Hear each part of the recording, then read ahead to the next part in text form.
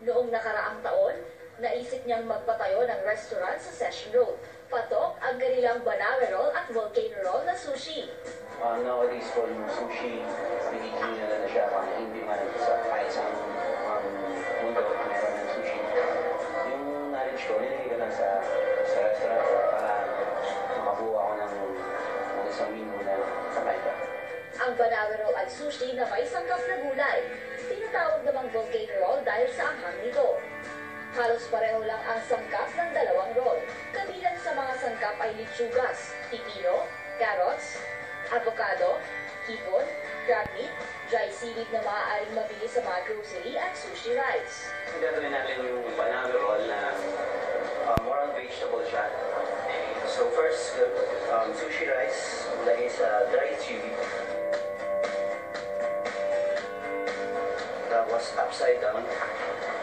So ngayon, lalagyan natin yung mga vegetable, yung lolo rosa na lettuce, tsaka yung green lettuce, tapos yung cucumber or pipino,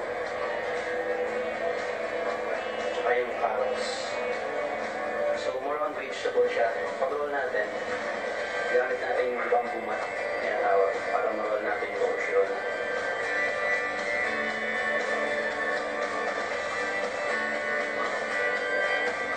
So ito na po yan. So ikakat lang natin siya. Tapos meron tayong parang toppings yun na scallion, tsaka spring onion, tsaka parsley.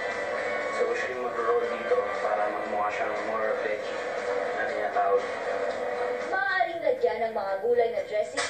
Halos pareho rin ang proseso sa paggawa ng volcano roll.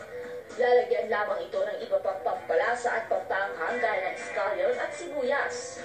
Uli, lagyan ng maanghang na sauce. Vegetables talaga siya.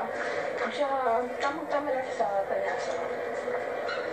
Yung alat at tamis niya, tamang-tama yung timpla. Hindi masyadong maalat, hindi masyadong matamis. 80 piso ang puhunan sa isang serving ng banana roll. 120 piso ang benta. 140 piso ang puhunan sa volcano roll at 175 piso ang benta.